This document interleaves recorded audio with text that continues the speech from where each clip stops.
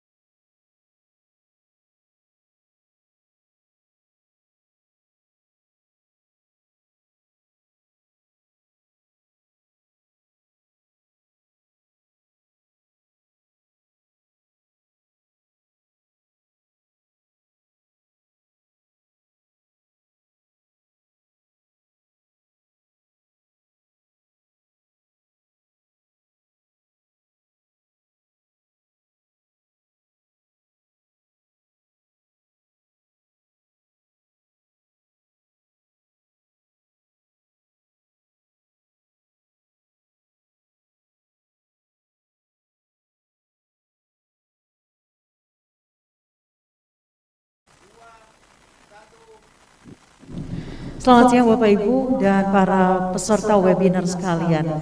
Saudara, tahukah Anda bahwa kemarin angka penularan COVID-19 di Indonesia perharinya mencapai lebih dari 31.000 dan angka tersebut adalah angka terbesar ketiga di dunia untuk penularan COVID-19 atau angka positif COVID-19 perharinya di dunia.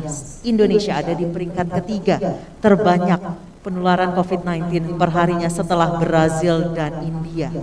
Hal ini menunjukkan angka yang sangat memprihatinkan karena kita tahu di Pulau Jawa dan Bali bed occupancy rate atau ketersediaan ranjang rumah sakit itu sudah tinggal sedikit. Sudah kepenuhan atau bed occupancy rate di Indonesia atau di Pulau Jawa dan Bali itu sudah mencapai 81 hingga 90%. Apalagi di Jakarta sudah mencapai 93% khusus untuk pasien COVID-19. Angka ini sangat memprihatinkan di mana nakes juga sudah mulai kewalahan. Rumah sakit saat ini pasiennya membludak, bahkan di antara penderita COVID-19 banyak yang terpaksa menjalani isolasi mandiri, tidak tertangani dokter dan akhirnya meninggal dunia. Seperti yang kita ketahui bahwa kemarin angka meninggal dunia karena COVID-19 di Indonesia mencapai lebih dari 700 jiwa. Karena itu Presiden Joko Widodo pekan lalu mengumumkan menarik rem darurat dengan memberlakukan PPKM darurat mulai tanggal 3 Juli hingga 20 Juli 2021. Dan hari ini adalah hari kelima pemberlakuan PPKM darurat. Untuknya kita akan membahas bagaimana pelaksanaan PPKM darurat yang tentu saja masyarakat ini menjadi garda terdepan. Kepatuhan masyarakat itu sangat mencerminkan outcome dari PPKM darurat ini. Dan hari ini kita akan membahas terkait PPKM darurat Indonesia Selamat yang diselenggarakan oleh Divisi Humas Polri. Sudah ada 4 narasumber yang telah bergabung pada siang hari ini. Ada Dr. Sony Haribe Harmadi. Selamat siang Pak Sony. Selamat siang Mbak Anissa, sehat selalu. Baik, selanjutnya ada Ibu Arzeti Bilbina, SEMAP, anggota DPR RI sekaligus public figure. Selamat siang Ibu Arzeti. Siang Mbak, sehat selalu ya. Sehat selalu Ibu. Kemudian ada Dr. Anda A. Cassandra Putranto, pakar psikologi. Selamat siang Ibu Cassandra. Selamat siang, Assalamualaikum warahmatullahi wabarakatuh. Selamat siang Ibu. Kemudian ada Bapak Kombes Pol Dr. Rudi Antariksawan, Kabak Ops Korlantas Polri. Selamat siang Pak Rudi. Baik Bapak Ibu hadirin sekalian, sebelum kita memulai acara, kami mohon para hadirin untuk menyesuaikan tempat duduknya bagi yang bergabung secara virtual. Kita bersama-sama menyanyikan lagu kebangsaan Indonesia Raya.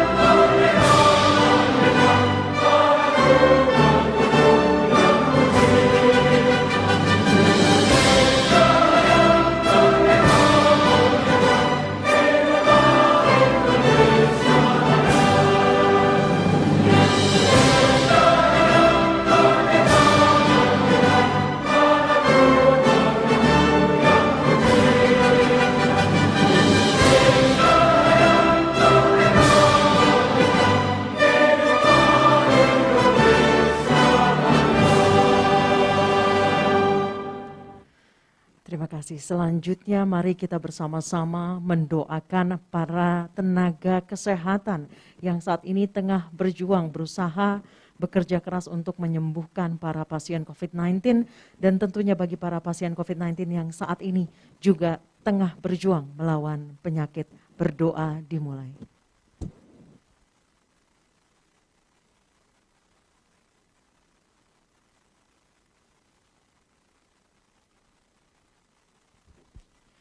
Berdoa selesai. Para peserta webinar sekalian, sebelum kita mulai dialog pada hari ini, saya akan juga menyapa para peserta yang sudah bergabung. Ada teman-teman dari PT IKA, teman-teman dari Universitas Nasional, dan teman-teman dari Universitas Budi Luhur.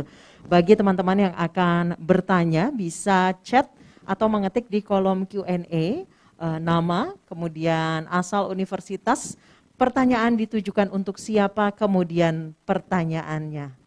Terima kasih. Selanjutnya kita saksikan bersama-sama sambutan dari Karopenmas Divisi Humas Polri, Bapak Brigjen Pol Rusdi Hartono. Silakan Pak Rusdi.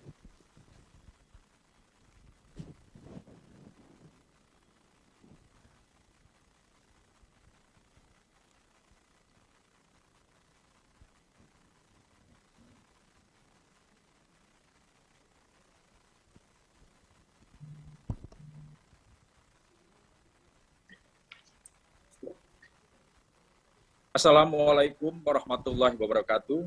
Salam sejahtera bagi kita semua. Shalom, Om Swastiastu, Namo Buddhaya, salam kebajikan. Yang saya hormati para narasumber, dalam hal ini telah hadir Ibu Arzetti Bilbina, SEMAP, selaku anggota DPR RI. Kemudian Bapak Dr. Soni Hari B. Harmadi, Ketua Bidang Perubahan Perilaku, Satgas Penanganan COVID-19. Kemudian Dr. Anda A. Cassandra Putrantro, sebagai pakar psikologi. Kemudian Kombes Pol Dr. Rudi Antariksawan, Kabok Ops Korlantas Polri. Terima kasih saya ucapkan sekali lagi kepada narasumber yang telah hadir, dan yang saya hormati para undangan dan peserta webinar yang berbahagia. Puji dan syukur seraya kita panjatkan kehadirat Allah Subhanahu wa Ta'ala, Tuhan yang Maha Esa, berkat limpahan karunia serta kasih sayangnya, sehingga kita dapat terkoneksi satu sama lain secara daring dalam kegiatan webinar dengan tema PPKM Darurat Indonesia Selamat, sebagaimana yang digelar pada kesempatan ini. Bapak, Ibu, serta hadirin yang berbahagia, pertarungan melawan COVID-19 kembali memanas, berawal dari lonjakan kasus konfirmasi yang meningkat. Di berbagai daerah di Indonesia, penambahan kasus baru mencapai 20.000 dalam beberapa pekan terakhir. Pada hari Rabu, tanggal 30 Juni 2021 hingga pukul 12.00 waktu Indonesia Barat, Kementerian Kesehatan mencatat jumlah kasus baru sebanyak 21.807 orang. Dengan begitu total kasus COVID-19 yang ada di Indonesia mencapai 2.178.000 orang. Data di laman covid19.go.id pada hari Jumat 2 Juli 2021 pukul 17.15 waktu Indonesia Barat, jumlah kasus terkonfirmasi positif COVID Indonesia bertambah 25.830 pasien. Dengan total kasus terkonfirmasi positif COVID-19 di Indonesia 2.228.938 pasien. Kemudian, dalam sumber yang sama, pada tanggal 5 Juli, total kasus terkonfirmasi bertambah menjadi 2.313.829.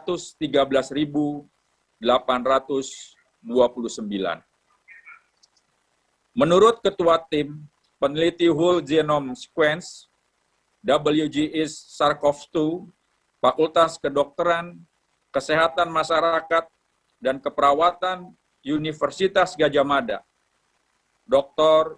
Gunadi, PhD, SPBA mengatakan, faktor utama yang menyebabkan terjadinya lonjakan kasus karena adanya interaksi sosial secara masif dan juga pelanggaran protokol kesehatan saat libur Idul Fitri.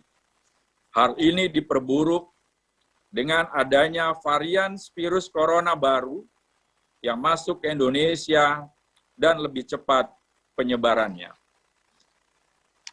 Namun hari ini kita tidak perlu berkutat pada persoalan bagaimana lonjakan itu terjadi, melainkan waktunya untuk fokus menggalang kekuatan agar dapat keluar dari situasi ini. Sejurus dengan itu, dengan sigap, pemerintah mengambil kebijakan yang tegas dan terukur, yaitu dengan pemberlakuan pembatasan kegiatan masyarakat PPKM darurat sebagaimana yang ditetapkan oleh Presiden Joko Widodo pada hari Kamis 1 Juli 2021, di mana PPKM darurat berlaku dalam jangka waktu mulai 3 sampai 20 Juli 2021. Selama PPKM darurat, semua kegiatan perkantoran dilakukan di rumah atau 100% work from home. Meski begitu, pemerintah tetap memberi kelonggaran bagi pekerja di sektor esensial. Mereka diizinkan menerapkan 50% bekerja dari kantor.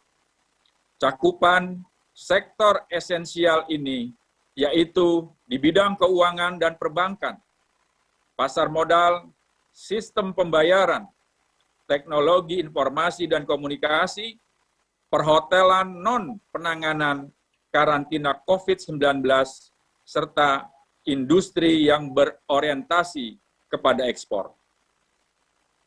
Tidak hanya itu, untuk sektor kritikal diperbolehkan 100% bekerja dari kantor dengan tetap menerapkan protokol kesehatan yang ketat.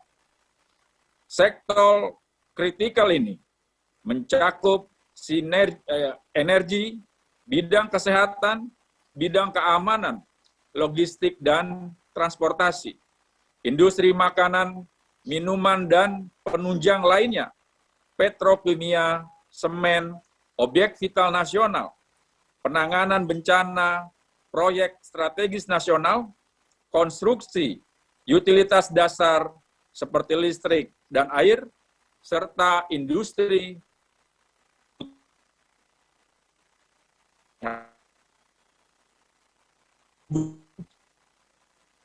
yang tidak tepat pada sektor perkantoran. Banyak hal yang diatur dalam PPKM darurat yang sebagaimana akan kita bahas dalam kesempatan kali ini. Maka berdasarkan kondisi hari ini, sebagai bentuk perhatian kepolisian negara Republik Indonesia terhadap dinamika nasional yang berkembang, maka kami bermaksud menyelenggarakan FGD dengan harapan kegiatan ini dapat memberikan informasi yang jelas terkait pemberlakuan pembatasan kegiatan masyarakat darurat, menjelaskan bentuk dukungan Polri dalam PPKM darurat, merumuskan strategi dalam membangun kesadaran masyarakat di tengah landasan kasus dan menguatkan optimisme di tengah pandemi COVID-19. Bapak, Ibu, serta hadirin yang berbahagia, mengakhiri sambutan ini secara pribadi dan atas nama Divisi Humas Polri, kami menyampaikan terima kasih yang sebesar-besarnya kepada para narasumber, kepada para panitia, dan tentunya kepada seluruh peserta webinar yang telah meluangkan waktunya untuk bergabung dalam kegiatan ini. Semoga Allah Subhanahu wa Ta'ala, Tuhan yang Maha Esa, membalas budi baik Bapak, Ibu, dan saudara sekalian. Tentunya permohonan maaf tidak luput kami sampaikan apabila ada hal-hal yang kurang berkenan selama kegiatan ini. Sebagai penutup, izinkan kami menyampaikan kutipan dari George Orwell berikut ini. When it's come to the things human beings are heroic. Artinya, saat dalam keadaan darurat, manusia menjadi hebat. Karenanya, mari tunjukkan kehebatan kita dengan disiplin dan menaati PPKM darurat. Kita hebat. Indonesia selamat. Selamat berdiskusi. Wabillahi taufiq wal hidayah. Wassalamualaikum warahmatullahi wabarakatuh. Shalom, Om, Santi, Santi, Santi, Om. Waalaikumsalam warahmatullahi wabarakatuh. Terima kasih Pak Rusdi Hartono, Pak Rusdi dan para narasumber. Sebelum kita mulai ke acara, mari kita foto bersama terlebih dahulu. Untuk sesi 1, para narasumber, kita foto bersama terlebih dahulu. Baik, saya hitung mundur, 3, 2, 1. Oke, baik. Sesi kedua mungkin dengan para peserta. Oke, boleh para peserta dibuka kameranya. Baik, kita mulai, hitung mundur, 3, 2, 1.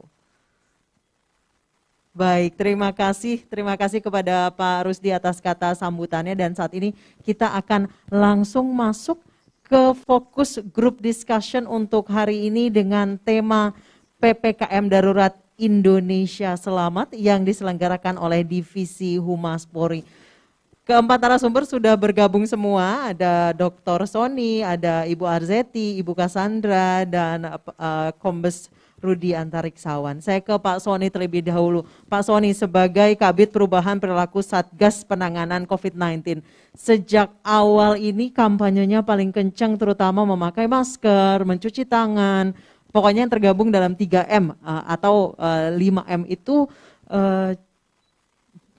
pasti sulit sekali karena banyak yang harus dirubah dalam kehidupan sehari-hari kita. Pak Sony, untuk dalam PPKM darurat ini sebenarnya apa sih Pak pokok-pokok aturan dalam kebijakan ini?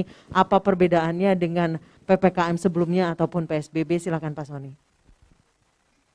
Baik, terima kasih Mbak Anissa Dasuki, Pak Brigjen Pol Rusdi yang saya hormati, Ibu Arzeti, lalu kemudian juga Bu Cassandra, terus kemudian Pak Kombes Rudi. Izin saya paparan aja dulu, nggak apa-apa ya, Mbak Anissa ya. Silakan Pak. Oke. Berapa menit waktunya Mbak Anissa? Sekitar 10 Pak. Oh ya, oke. Saya akan selesai dalam waktu 9 menit lah. Siap. Assalamualaikum warahmatullahi wabarakatuh. Selamat siang, salam sejahtera untuk kita semua. Terima kasih undangannya teman-teman di Divisi Humas Polri. Biasanya saya datang ini kayaknya keempat kalinya nih saya diundang di Divisi Humas Polri. Saya sama Pak Sony kan pada saat bahas mudik kemarin ya Pak Sony ya. Kita ketemu di sini. Iya betul. Dan ternyata kejadian ya, masih ada cukup banyak orang yang mudik dan kita bisa lihat sekarang kasusnya meningkat. Bapak Ibu sekalian, saya langsung saja ke kasus Indonesia. Tadi sudah dijelaskan dengan sangat baik oleh Brigjen Rusdi. Kasus aktif kita nih meningkat drastis ya. Jadi sekarang kita bisa lihat betapa beban di pelayanan kesehatan itu cukup berat ya. Kalau kita ingat di puncak kasus aktif pada 5 Februari 2021, itu jumlah tertingginya tuh 176.662 kasus aktif. Ya. Jadi pada saat itu saja rumah sakit tuh bornya sudah rata-rata di atas 80-90% dan sudah sangat berat ya. Tapi sekarang kita justru menghadapi jumlah kasus aktif hampir 2 kali lipat dibanding puncak kasus aktif tanggal 5 Februari 2021 yang lalu. Tapi tadi kan Pak Rusdi bilang kita ini hebat ya. Jadi pada saat kondisi darurat, ketika kita berada dalam kesulitan, pasti selalu ada kemudahan. Ya kan, di balik kesulitan pasti ada kemudahan dan di balik kesulitan ada kemudahan. Jadi kita semua harus bekerja sama. Tanpa kerjasama tidak mungkin. Melihat kondisi yang ada di mana secara terus-menerus kasus meningkat, bahkan mencetak rekor harian, kemarin sudah 91.000 plus ya, ini fakta dari angka keterpakaian tempat tidur rumah sakit rujukan atau yang sering disebut sebagai bed occupancy rate BOR ya. Ini sudah Banten di atas 91%, Jawa Barat mendekati 90%, DI Yogyakarta, DKI juga sudah mendekati 90% ya, dan seterusnya. Ini per 5 Juli. Kalau per 6 Juli atau per hari ini 7 Juli tentu akan lebih tinggi lagi karena setiap hari jumlah kasus aktifnya terus bertambah. ya. Karena jumlah tempat tidur yang tersedia terbatas, maka yang tadinya gejala ringan bisa dirawat, sekarang gejala ringan harus melakukan isolasi mandiri. Karena memang diprioritaskan bagi mereka yang gejala sedang dan gejala berat. Atas dasar data dan fakta. Jadi selama pandemi ini berlangsung, kita selalu menyadarkan diri kita mengambil keputusan itu didasarkan pada data dan fakta. Ya. Jadi nggak mungkin kita tanpa data dan fakta. Melihat data yang ada, maka diputuskan oleh Bapak Presiden bahwa PPKM berbasis mikro ditingkatkan statusnya menjadi PPKM darurat. Kata-kata darurat ini sangat penting. Menekankan adanya emergensi, kondisi di mana kita harus segera ngerem. Kalau kita tidak melakukan rem darurat, ya penularan terjadi secara masif, orang yang tertular banyak, pasti fasilitas kesehatan kita tidak akan mampu. Oleh karenanya, supaya hilir ini tidak terlalu bebannya berat, bahkan para nakes kita sudah banyak yang tertular, di hulu kita harus mencegah jangan sampai terjadi penularan. Supaya tidak terjadi penularan, dibuatlah kebijakan PPKM darurat. Karena inti dari PPKM darurat adalah mengerem mobilitas, ya, menahan laju mobilitas, karena oranglah yang membawa virus. Semakin tinggi mobilitas orang, semakin tinggi probabilitas atau peluang terjadinya penularan. Nah, pemberlakuan PPKM darurat ini khusus untuk Jawa Bali. Ada 75 kabupaten kota disebut level 3 dan 49 kabupaten kota level 4 berlaku dari tanggal 3 sampai 20 Juli 2021. Nah, ini hebatnya teman-teman Polri nih. Ya. Bahkan Pak Rusdi saya hampir setiap hari nih koordinasinya sama Pak Endi, ya, Pak Imam, Pak Asop, Pak Endi sama Pak Roma untuk memantau bagaimana perkembangan di lapangan. Jadi terima kasih nih teman-teman Humas Polri terus menyuarakan dan mendukung pemerintah. Bagaimanapun juga kerjanya gubernur, bupati, wali kota termasuk kami di Satgas itu menjadi jauh ya terbantu, sangat terbantu dengan adanya peran dari TNI dan Polri. Ya. Apa yang dilakukan oleh teman-teman Polri untuk membatasi pergerakan melalui penyekatan itu hal yang luar biasa sekali, ya. Nah, kemudian karena kami di Satgas itu tugasnya adalah melakukan upaya untuk perbaikan di hulu, ya. Jadi kalau Kemenkes sekarang di hilir, kami di hulu, maka ada 4 strategi utama. Yang pertama adalah meningkatkan penegakan protokol kesehatan. Yang kedua, kampanye perubahan perilaku secara yang masif. Yang ketiga, kami melakukan penggerakan lapangan. Dan yang keempat adalah penguatan posko desa dan posko kelurahan. 4 hal ini kami lakukan dalam rangka meningkatkan kepatuhan masyarakat terhadap protokol kesehatan, menurunkan mobilitas penduduk dan aktivitas penduduk. Nah, apa perbedaan mendasar antara PSBB, PPKM Mikro, dan Posko? Ya, jadi di sini kita bisa lihat inisiasi perubahan kebijakannya ini karena peningkatan kasus COVID-19 terutama pada level 3 dan 4 agar tidak terus meningkat dan mengganggu upaya pemulihan ekonomi. Lalu regulasinya ini didasarkan pada instruksi Mendagri nomor 15 tahun 2021. Lalu kemudian kita juga membuat penetapan zona risiko ya berdasarkan kondisi-kondisi epidemiologis yang ada. Lalu wilayah pelaksanaannya, kalau PSBB itu dulu di 20 wilayah, PPKM Mikro plus Posko itu di 34 provinsi, tapi untuk PPKM darurat itu di 124 kabupaten kota. Barusan saya mendampingi Bapak Kasatgas dan Bapak Ketua KPCPEN, Pak Erlangga ikut di dalam konferensi pers, bahwa ada kecenderungan terjadi peningkatan atau lonjakan kasus di luar Jawa dan Bali juga. Oleh karenanya akan ada pengetatan, ya bukan hanya di Jawa Bali, tetapi juga pengetatan mobilitas, pengetatan aktivitas, pengetatan protokol kesehatan di luar Jawa dan Bali. Lalu kemudian apa yang harus dilakukan selama PPKM darurat? Ya, ini jelas sekali aturannya. Kegiatan perkantoran atau tempat kerja untuk sektor non-esensial 100% harus dari rumah. Cuma memang di lapangan, ya, orang tidak bisa membedakan apa itu sektor esensial, apa itu non-esensial, apa itu kritikal, ya kadang-kadang.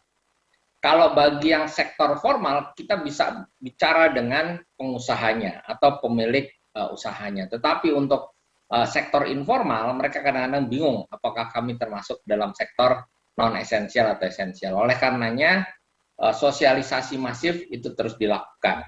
Ya. Nah, kemudian yang juga menjadi PR, bahwa sektor esensial itu kan boleh beroperasi dengan maksimum kapasitas 50%. Ya, atau 25% untuk esensial pelayanan publik. Tapi pertanyaannya, siapa yang ngitung persentasenya? Ya, masing-masing pihak itu harus ya, mendukung upaya pemerintah dengan secara jujur melakukan apa yang menjadi aturan. Ya. Kegiatan belajar mengajar harus daring, online, ya di 124 kabupaten kota yang masuk PPKM darurat. Lalu kemudian supermarket, pasar tradisional, toko kelontong, dan pasar swalayan boleh beroperasi sampai jam 8 malam. Tetapi mal tidak diperbolehkan untuk beroperasi. Ya.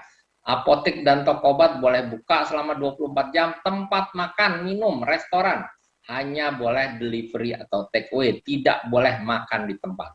Ini termasuk para pedagang kaki lima. Ya, jadi teman-teman Polri bersama Satpol PP kan kemarin menertibkan ya, para pedagang kaki lima yang ternyata masih membuka dirinya untuk makan di tempat atau dine-in.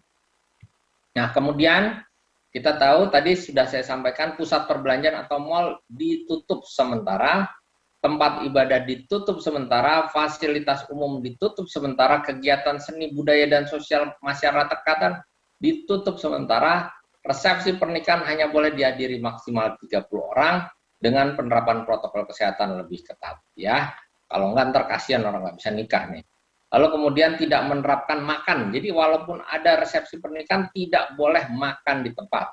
Penyediaan makanan hanya diperbolehkan dalam tempat tertutup untuk dibawa pulang. Ya, transportasi umum berlaku pengaturan maksimal 70% dengan penerapan protokol kesehatan. Ada syarat bagi pelaku perjalanan dalam negeri, termasuk mereka yang mau bepergian jauh, harus menunjukkan kartu vaksinasi minimal dosis pertama. Nah, kemudian ada beberapa pengaturan tambahan dalam PPKM darurat. Ya, Gubernur berwenang mengalihkan alokasi kebutuhan vaksin dari kabupaten kota yang kelebihan vaksin, alokasi vaksinnya kepada kabupaten kota yang kurang.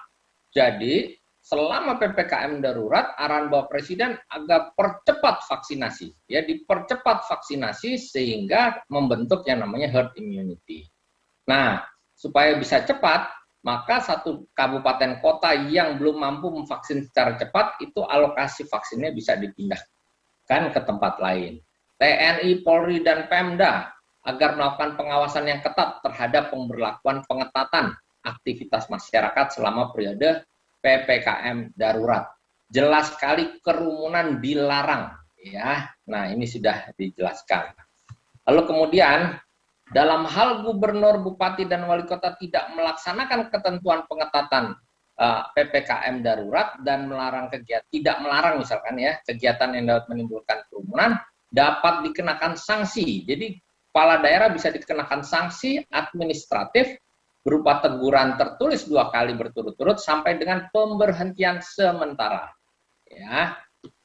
Lalu kemudian juga untuk mendukung ketersediaan oksigen sudah dikoordinasikan oleh Menteri Perindustrian agar memerintahkan produsen oksigen mengalokasikan 90% produksinya untuk kebutuhan medis. Ya. Bagaimana jika ada yang melanggar? Jadi gini, Bapak Ibu sekalian, teman-teman mahasiswa, PPKM darurat ini harus didukung oleh semua pihak. Kita harus kerjasama, termasuk para pemilik usaha, termasuk perkantoran. Kalau ada pemilik usaha perkantoran yang bukan sektor esensial dan bukan sektor kritikal, dia masih mewajibkan pegawainya kerja, maka tentu harus diberi sanksi. Dari mulai sanksi administratif sampai penutupan usaha. Bahkan mereka bisa dikenakan sanksi berupa sanksi pidana karena melakukan pelanggaran atau intinya tidak mendukung pemerintah di dalam pengendalian wabah penyakit berdasarkan Undang-Undang Nomor 4 dan Undang-Undang Nomor 6. Nah ini levelingnya nih tadi, level 4 itu ada 49 kabupaten kota, level 3 yang masuk PPKM darurat itu ada di 75 kabupaten kota. Nah, transmisi komunitas level 4 itu maksudnya apa? Berarti di 49 kabupaten kota terjadi penularan yang tidak terkendali, tidak ada tambahan kapasitas pelayanan kesehatan yang tersedia, sehingga memerlukan tindakan ekstra untuk menghindari menghindari sistem kesehatan dan mencegah kematian yang berlebihan. Ya, sistem kesehatan kita drop dan mencegah kematian dan seterusnya. Nah, harapan kita juga sesuai dengan arahan Bapak Presiden bahwa selama PPKM darurat ini jumlah testingnya dimasifkan, ya dinaikkan 4 kali lipat dari 100.000 per hari menjadi 400.000 per hari. Dan dibagi tuh setiap kabupaten kota ada tuh target testingnya. Setelah dites harus ditelusur dan seterusnya. Tapi satu hal yang paling penting di sini, saya akhiri saja karena nanti terlalu panjang, bahwa kebijakan PPKM darurat itu tujuannya betul-betul untuk ngerem mobilitas penduduk.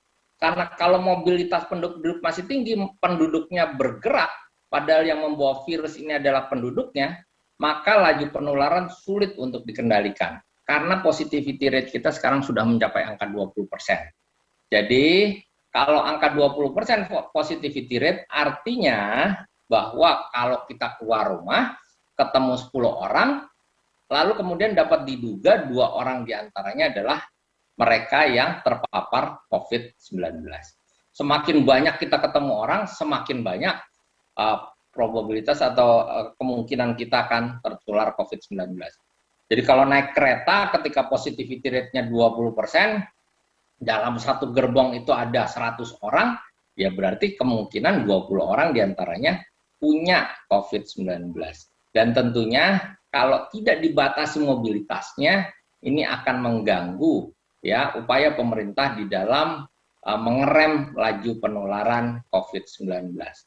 Mohon dukungannya semua dan semoga kita bisa melaksanakan ini sehingga targetnya di tanggal 20 Juli nanti kita bisa melandaikan kurva. Kurvanya nggak naik terus. Sekarang ini naik terus ya tambahan kasus hariannya dan positivity rate-nya masih naik. Harapannya di 20 Juli kita sudah bisa turun. Dan terima kasih juga atas bantuan peran serta dari teman-teman Polri, TNI, dan semuanya. Saya pikir demikian Mbak Anissa sebagai pengantar. Terima kasih. Assalamualaikum warahmatullahi wabarakatuh. Waalaikumsalam warahmatullahi wabarakatuh. Terima kasih Pak Sony untuk pemaparannya. Selanjutnya kami persilakan kepada Kombes Pol Dr. Rudi Antariksawan Kabak Ops Korlantas Polri untuk pemaparannya. Silakan Pak Rudi. Baik, terima kasih. Assalamualaikum warahmatullahi wabarakatuh. Salam sehat semuanya. Yang saya hormati Ibu Moderator dan Bapak Karo Penmas dan Bapak sekalian yang tidak bisa saya sebutkan satu-satu, kami akan segera menyampaikan untuk kesiapan ya, dari jajaran kepolisian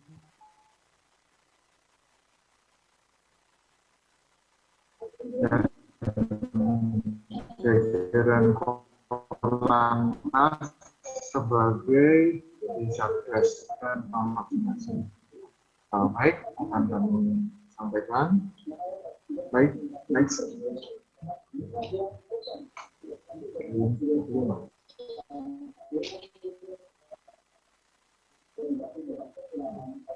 Ya. Baik, tahun sudah berlangsung 5 hari, hari kelima, namun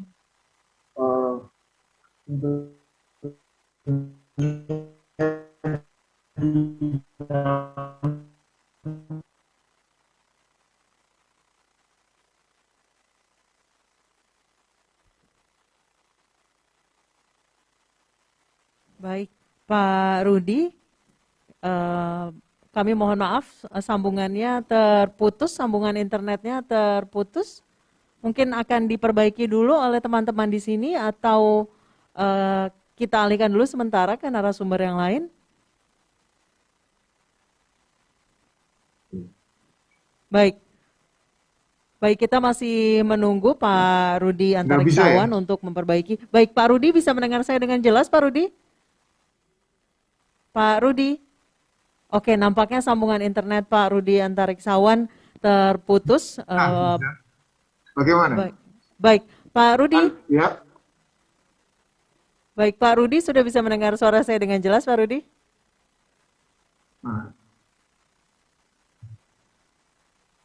Ya. Baik, Pak Rudi bisa mendengar saya dengan jelas? Nah, bisa.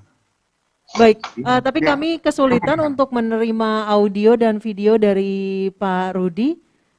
Mungkin boleh diperbaiki terlebih dahulu oleh tim. Pak Rudi mohon izin, kita alihkan dulu ke narasumber yang lain. Pak Rudi mohon izin untuk perbaikan audio dan video agar yang disampaikan oleh Pak Rudi juga jelas dan dapat diterima oleh masyarakat.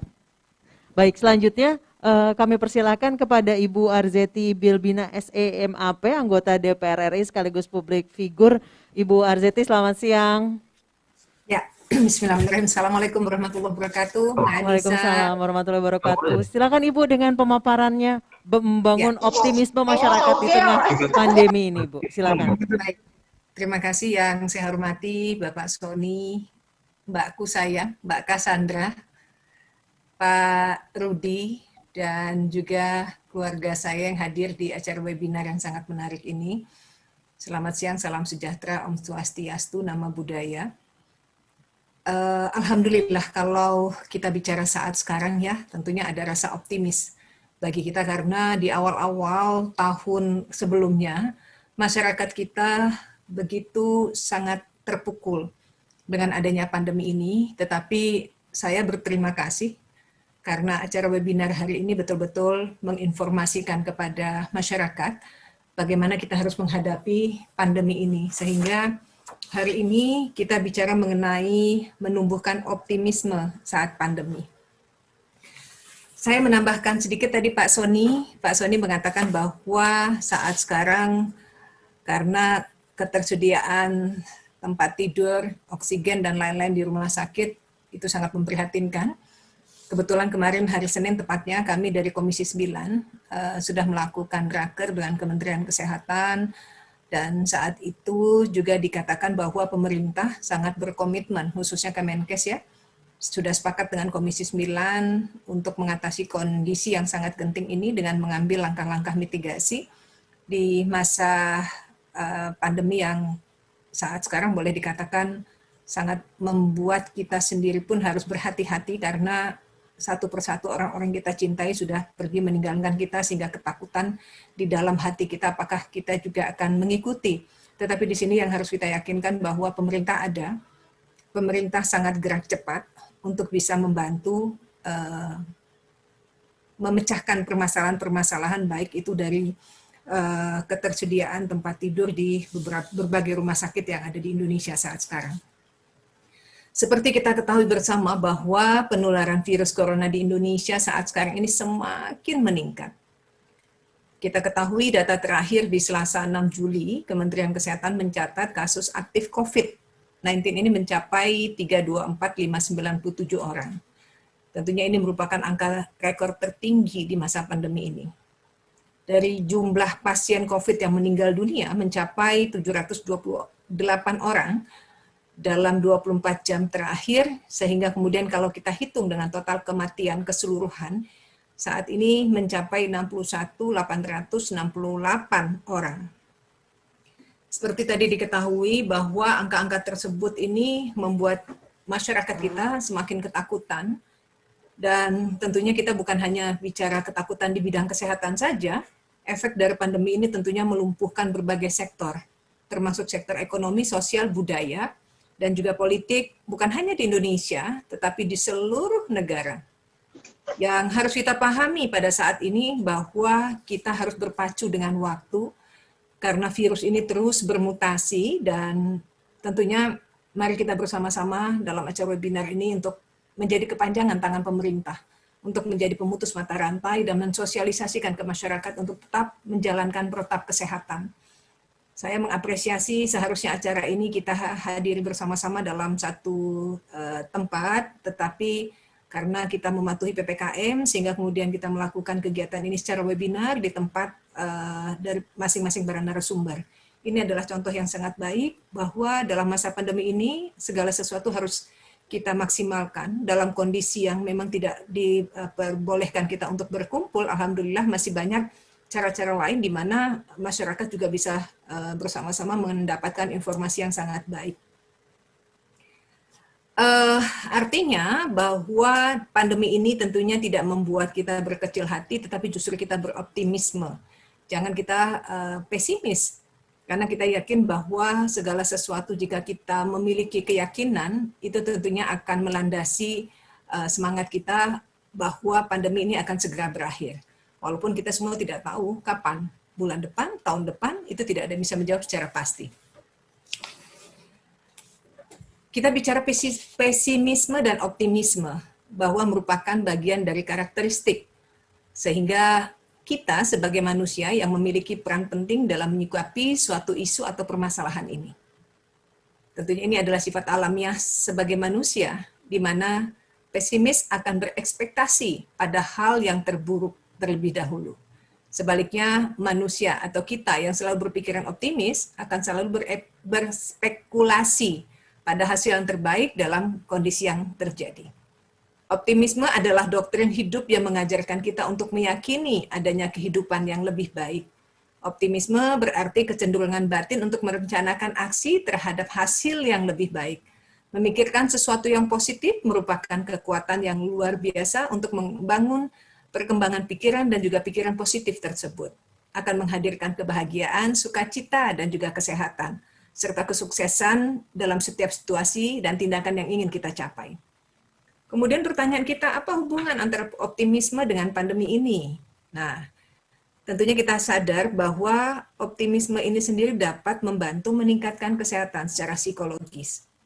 Di mana tentunya kita dengan optimis merasakan perasaan kita yang sangat baik, melakukan penyelesaian masalah secara logis, sehingga tentunya hal ini mendapatkan kekebalan di dalam tubuh kita. Mengapa optimis harus ada di tengah pandemi? Ini yang selalu harus kita pertanyakan di dalam diri kita. Karena memang ini jawaban yang harus kita lakukan. Yaitu kita membuat kekebalan imun di dalam tubuh kita. Dengan berpikiran secara baik dan secara positif. Kalau kita bicara mengenai optimis di tengah pandemi, tentunya adalah salah satu komponen psikologi positif yang dihubungkan dengan emosi positif dan perilaku positif yang menimbulkan kesehatan sehingga kita akan terhindar dari yang namanya stres. Kita akan memiliki hubungan sosial dan fungsi sosial yang baik. Dengan begitu tentunya ada rasa sujud syukur bagi kita. Masya Allah, terima kasih Allah, saya masih diberikan nikmat sehat, ya Allah masih diberikan kesempatan untuk mendapatkan ilmu seperti hari ini menghadirkan webinar. Itu merupakan hal-hal positif yang harus kita buat di dalam diri kita. Kemudian, apa yang harus kita lakukan untuk menghadapi PPKM ini? Di mana sisi positifnya? Dan pertanyaan kita kenapa? Gitu ya. Karena pasti yang kita harus ketahui, banyak sekali manfaat yang bisa kita dapatkan dengan adanya PPKM ini. Waktu kita yang panjang, yang selama ini mungkin disibukkan oleh kegiatan-kegiatan di luar rumah, adanya PPKM ini tentunya membuat kita seperti tadi Pak Sony mengatakan 100% work from home. Segala sesuatu dilakukan di rumah. Artinya kita bisa beradaptasi dengan lingkungan, keluarga kita, dan saling mengetahui, sehingga banyak hal-hal positif yang bisa kita lakukan bersama-sama. Dan tentunya ini salah satu langkah juga untuk bisa mengasah kemampuan diri kita. Dan juga yang pasti nggak perlu kena macet-macet lagi ya, alhamdulillah gitu. Nah, hal-hal positif ini yang harus kita selalu dasari di dalam diri kita. Sehingga insya Allah ke depan kita akan bisa semakin kuat, karena bagaimanapun virus ini akan cepat terkena jika kita memiliki imunitas yang menurun. Sehingga kalau kita berpikiran positif, insya Allah imunitas kita juga akan tinggi. Dan bagaimana kita meningkatkan atau menumbuhkan sikap optimisme ini? Tentunya salah satu adalah kita harus selalu bersyukur sebagai hamba-Nya Allah. Dan juga kemudian hal yang sangat baik adalah tadi saya melihat Mbak Sandra chat saya, Mbak Zeti, apa kabar? Belum dijawab. Tetapi ini tentunya memberikan poin positif bagi saya, memberikan senyuman di dalam hati. Dengan adanya senyuman tentunya kita akan memberikan energi positif kepada orang-orang di sekitar kita. Dan juga saat sekarang, kalau kemarin pada saat di awal pandemi lockdown bahasanya gitu ya, masyarakat kita berbondong-bondong melakukan kegiatan olahraga. Karena ini salah satu keyakinan bagi masyarakat kita untuk melakukan yang namanya kegiatan olahraga. Karena PPKM ini kemudian ada aturan lagi di mana di tempat-tempat ibadah, tempat-tempat olahraga, dan lain-lain ditutup untuk sementara. Tetapi tidak menutup kemungkinan kita pun juga masih bisa melakukan kegiatan olahraga ini. Karena ini salah satu dasar bagi kita untuk menumbuhkan optimisme kita. Walaupun saat sekarang kita tidak bisa berkumpul bersama-sama lagi, bersepeda atau jalan di GBK, biasanya banyak sekali keluarga kita yang ada di sana. Itu juga pasti menimbulkan rasa kebahagiaan tersendiri. Dan yang pasti dengan adanya pandemi ini kita harus berpikir maju, bahwa segala sesuatu ada solusi dan tentunya masa depan akan lebih baik lagi. Yakinkan bahwa yang sakit akan sembuh, yang sedih akan bahagia. Artinya mari kita bersama-sama berpikiran maju untuk kita bisa mencapai optimisme ini. Dan yang pasti berhenti untuk menyalahkan orang lain. Yakinkan bahwa adanya pemerintah, adanya pihak kepolisian, tentunya ini menjadi bagian untuk bisa kepanjangan tangan dari masyarakat, bahwa para pemerintah dan juga kepolisian tentunya berperan sangat penting untuk bisa membantu masyarakat dalam memecahkan permasalahan khususnya dalam pandemi ini. Dan yang pasti adalah sebarkan nilai-nilai positif. Karena banyaknya waktu tentunya banyak juga kesempatan untuk kita membaca sosmed atau apapun itu, tetapi kita harus memilih yang mana yang baik, yang mana yang tidak. Kalau hanya memberikan hoaks, menimbulkan hoaks dan kebencian, lebih baik kita hindari, kita mencari langkah-langkah yang positif, di mana aura positif itulah tentunya akan memberikan energi optimis bagi kita. Kita bisa mampu bersama-sama untuk menjalankan yang namanya pandemi ini. Mungkin itu yang bisa saya sampaikan dulu, karena masih banyak narasumber lainnya. Mbak Anissa, monggo silakan. Baik, terima kasih. Salam sehat Ibu Arzeti. Itulah para peserta sekalian, tadi pesan dari Ibu Arzeti diantaranya adalah pergunakanlah sosial media Anda untuk hal yang positif.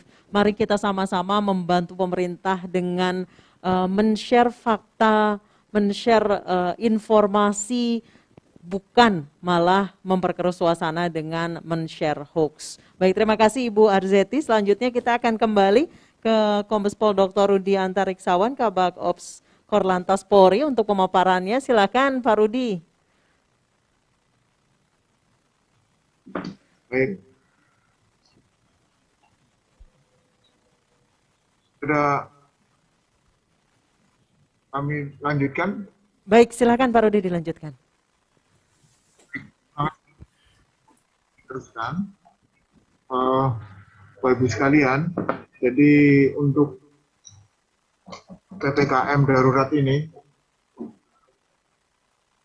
tentunya dari kepolisian langsung menindaklanjuti dengan kegiatan Operasi Amanusa 2. Operasi Amanusa 2 dimulai tanggal 3 sampai tanggal 1 Agustus. Sedangkan PPKM darurat ini dimulai tanggal 3 sampai 20 Juli. Kemudian untuk Korlantas sendiri sebagai Satgas kepatuhan protokol kesehatan, Satgas 3.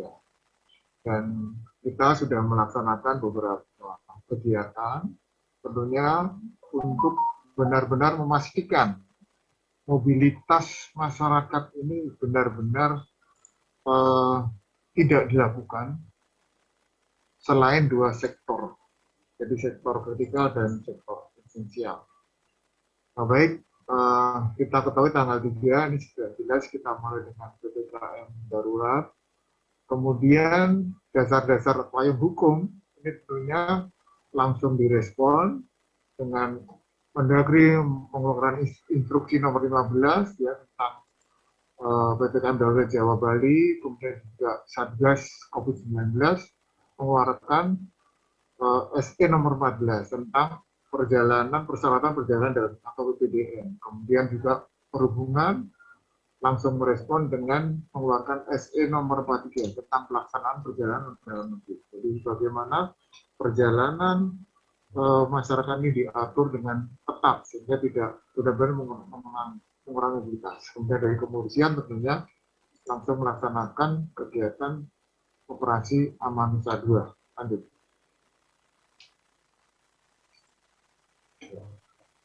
Nah, ini yang untuk pengantar kami. Jadi dua sektor ya yang boleh bergerak atau melakukan yaitu sektor esensial. Front office 50% ini untuk sektor keuangan, perbankan, pasar modal, teknologi informasi ini 50%. Namun tetap dengan prokes ketat. Kemudian yang boleh 100% ini ada sektor energi, kesehatan, keamanan, logistik, objek vital ya, dan lain-lain sebagainya, tentunya yang berkaitan dengan hal yang sangat kritikal, yang sangat penting. Kemudian yang lain-lain, tentunya kita sudah tahu, belajar mengajar hal daring, kemudian supermarket juga dibatasi, ya. Kemudian juga perbelanjaan juga demikian, ya. Tempat ibadah ditutup sementara, ya, untuk Jawa Bali, kemudian fasilitas umum, kegiatan olahraga dan sebagainya ini tentunya juga ditiadakan dulu sampai tanggal 20 nanti. Kemudian juga pengaturan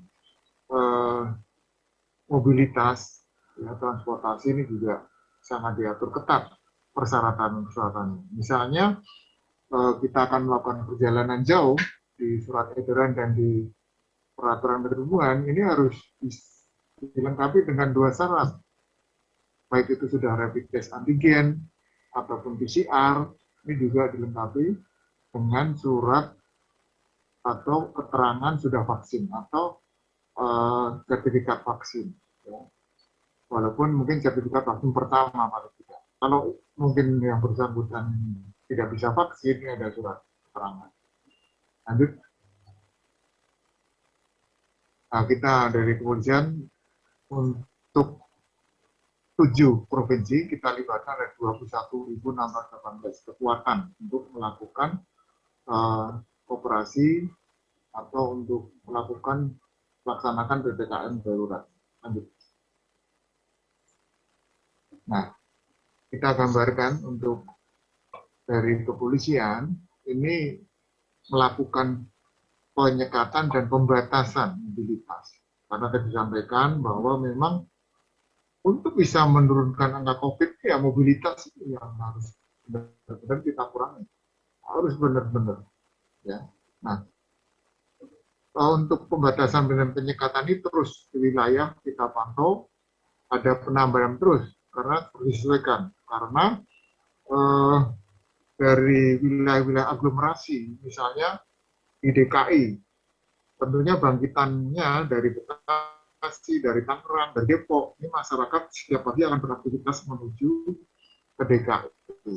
Hampir 60% mereka kerjanya di DKI. Sehingga kita batasi, kita lakukan penyekatan. Ya, seperti di Jakarta ini ada 63 titik, kemudian di Banten 39, kemudian di Bandung, di Jawa Tengah sampai di Bali, jumlahnya 651. Ini dan terus dinamis.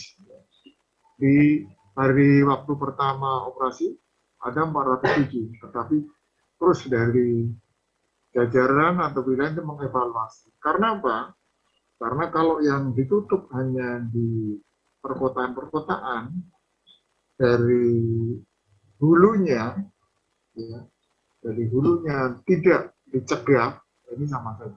Oleh karenanya, mulai kemarin dan hari ini sudah benar-benar kelihatan mobilitas sangat berkurang. Ya. Antrian-antrian di penyekatan misalnya, yang biasanya ini sampai seperti Senin, itu hari pertama itu sampai 500 meter, 1 kilometer, bahkan di tol itu 5-10 kilometer, tapi sekarang sudah tidak ada.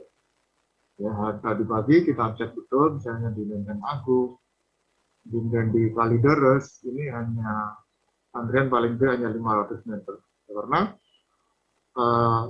kita terus evaluasi, dan masyarakat untuk evaluasi semoga mengevaluasi. Masyarakat juga sudah tahu, oh ya, saya ini bekerja di non-kritikal dan esensial.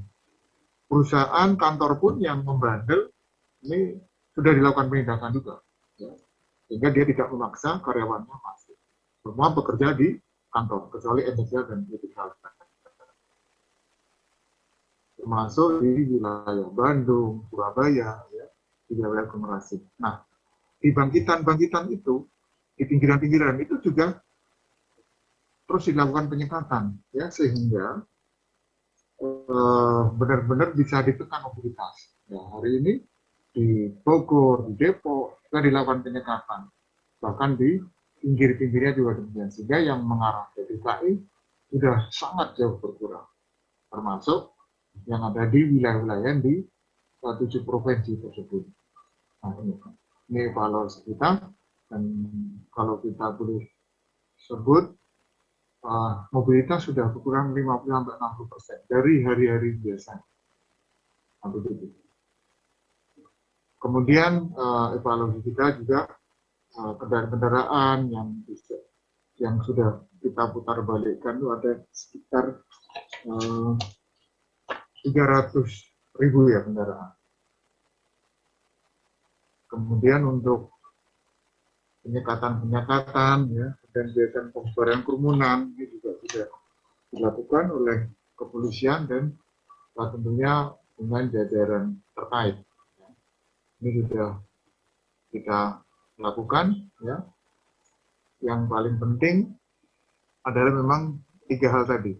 Jadi kesadaran dari masyarakat sendiri, kemudian dari pihak-pihak yang perkantoran, perusahaan, ini yang mempunyai kepentingan, ini harus benar menyadari bahwa ini situasi darurat, PPKM darurat, ya, sehingga harus dipatuhi aturan itu. Ya. Kemudian yang ketiga, ya tentunya manajemen yang kita lakukan, pengaturan pembatasan gerakan ini, terus kita perbaiki. Jadi upaya-upaya yang dilakukan oleh kepolisian tentunya, Korlantas dalam hal ini akan terus melakukan kegiatan-kegiatan pembatasan mobilitas, penyekatan, baik itu full day 24 jam ataupun pada jam-jam tertentu. Kalau kita lihat di sini, ini juga pimpinan terus mengecek ya, Bapak Kapolri mengecek lapangan, Kabar Harkam, selaku Kasatgas Pus juga terus melakukan pengecekan ke wilayah-wilayah yang ada di provinsi, dan ini semakin kesini pada hari ini semakin bagus. Jadi semakin masyarakat menyadari, dan kuncinya memang itu kesadaran kita semua untuk mengurangi mobilitas yang dikurangi. Jadi tetap sehat di rumah, yang melakukan aktivitas di rumah, termasuk olahraga pun juga olahraga di rumah saja.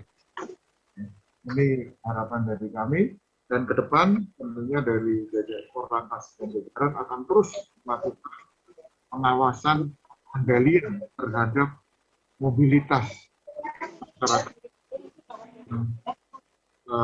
sampai pada kegiatan PPKM darurat sampai tanggal 26.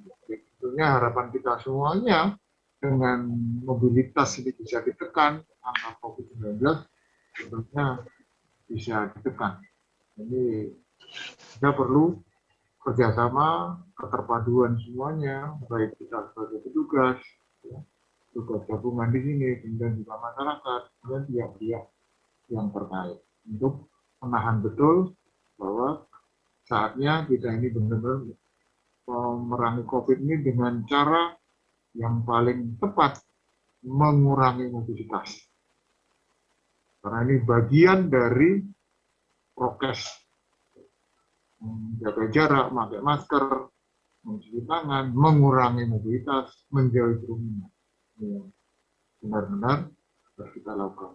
Saya kira itu dari kami, dari Korlantas dan jajaran akan terus mengawal ini dan terus melakukan kegiatan-kegiatan pembatasan. Ya. Kalau kita lihat di sini situasi misalnya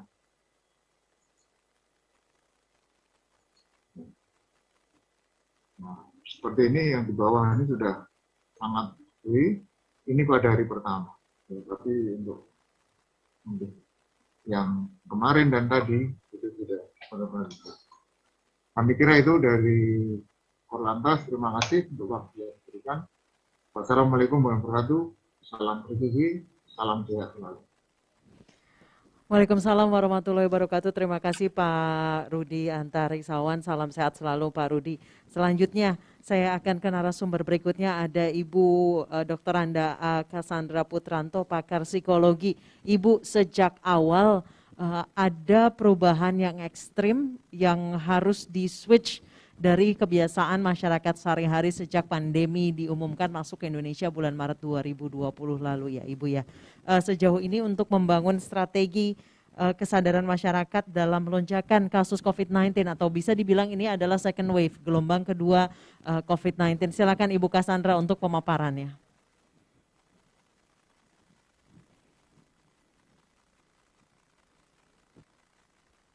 Ibu Cassandra, mohon maaf masih di mute Ibu. Boleh di-unmute?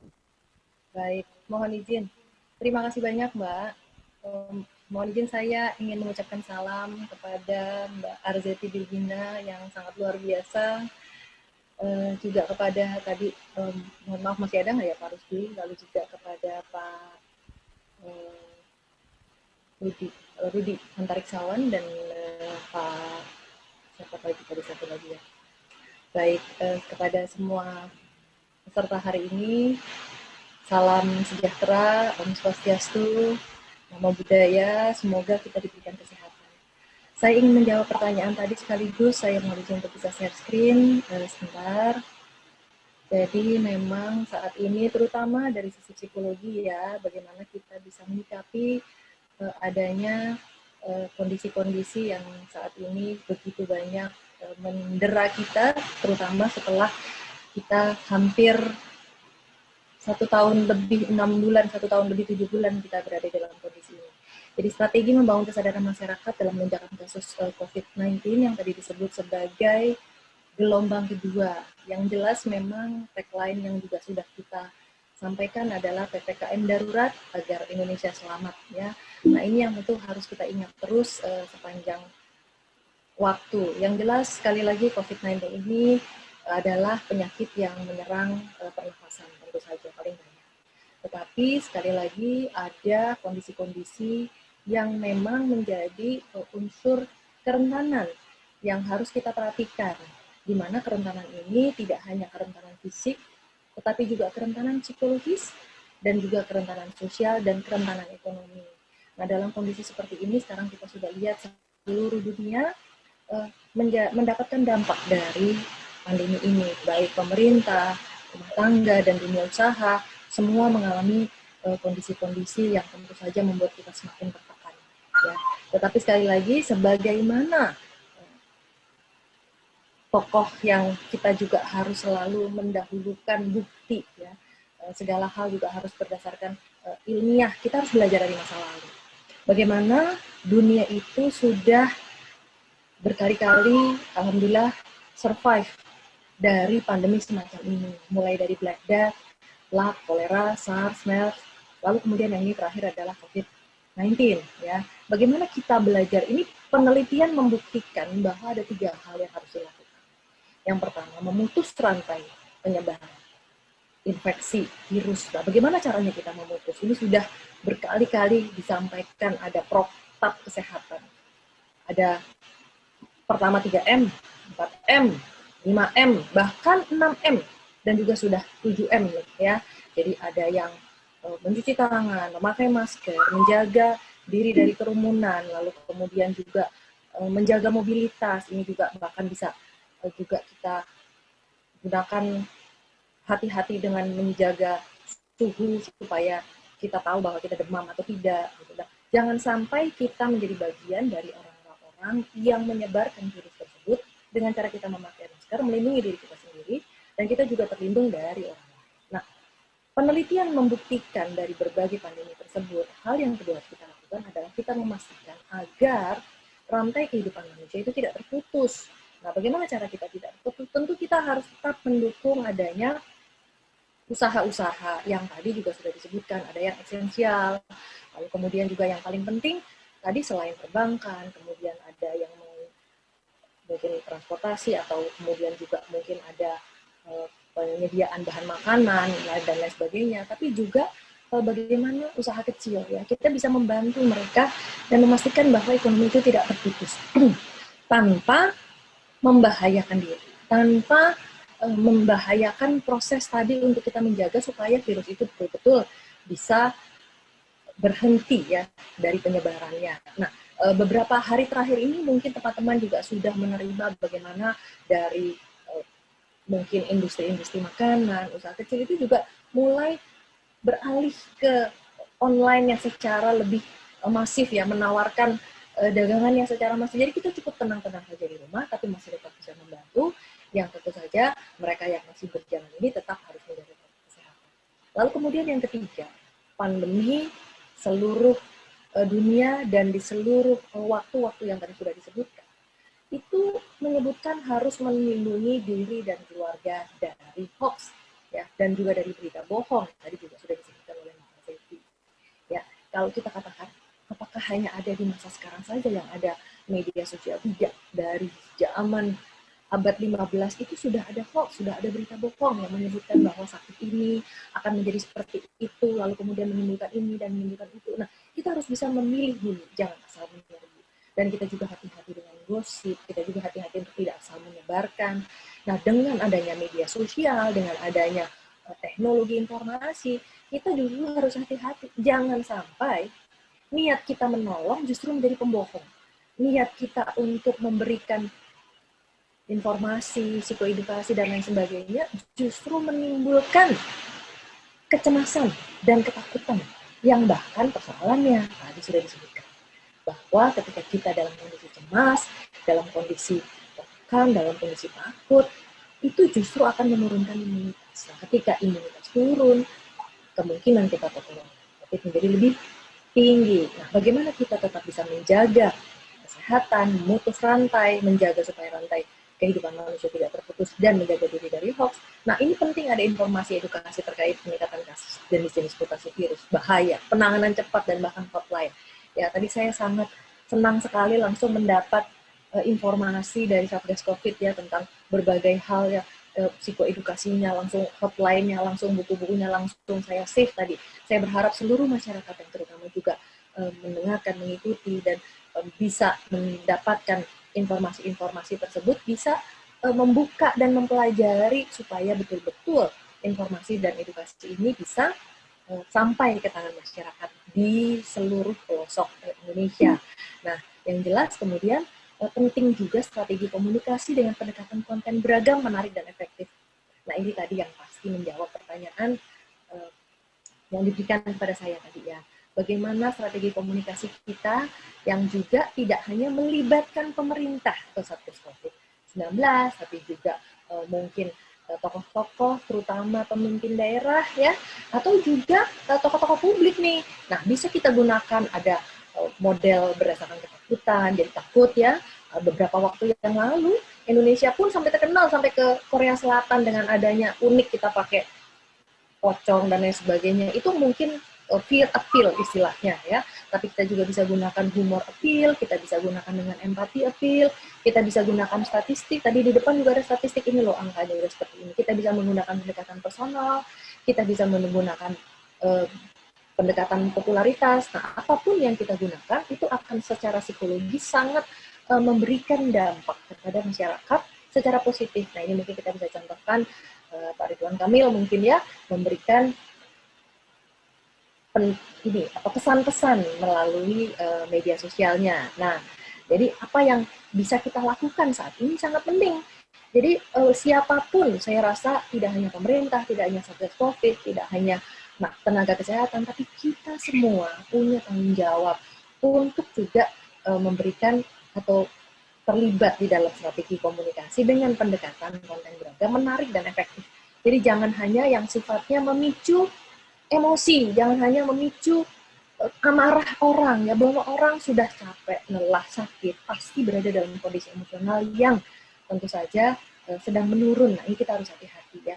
Mereka yang lebih kuat, lebih sabar, lebih sehat tentu harus bisa lebih menenangkan diri dan membantu menenangkan orang lain. Nah, pentingnya melibatkan public figure atau key opinion leader dengan berbagai media. Nah, ini kebetulan saya sendiri kurang kenal, tapi mungkin di kalangan anak muda dia sangat terkenal.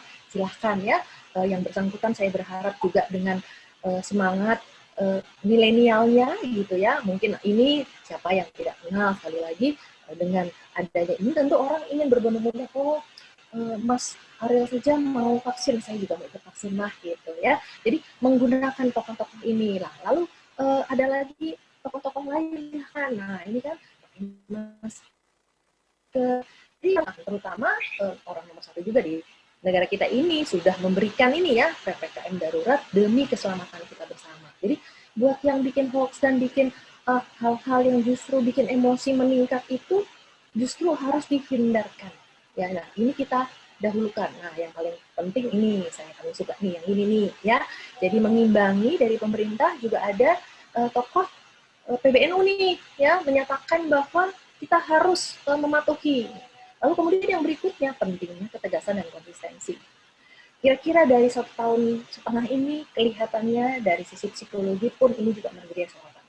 Bagaimana unsur ketegasan dan konsistensi ini menjadi faktor yang akhirnya sedikit menunda atau mungkin menghalangi keberhasilan kita menghadapi pandemi ya. Pentingnya ada 3T, 3M tadi yang udah menjadi 6M bahkan 7M ya.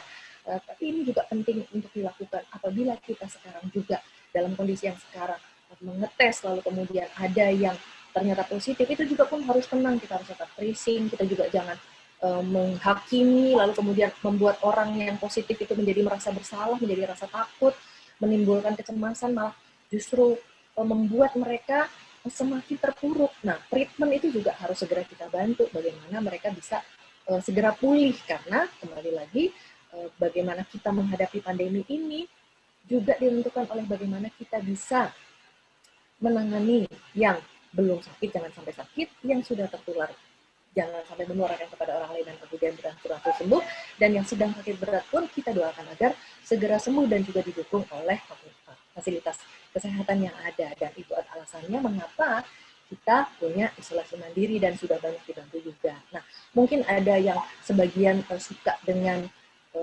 drama-drama ini sudah didebatin nih, ada tentara dengan tenaga kesehatan, dan bahkan ini juga sudah dibantu ya, nih dari hari Senin kemarin saya coba cari ketemu ya, ada 2 tank Panzer TNI sudah dikerahkan untuk mengawal PPKM baru. Nah itu pun juga harus tenang-tenang, masyarakat kita Indonesia jangan terkejut, ada tank, ada apa ini, mau ngapain nih? Oh jangan, karena TNI kita turun ini kan juga tidak hanya menghadapi musuh yang real, tetapi musuh yang merupakan virus ini juga merupakan tantangan ya.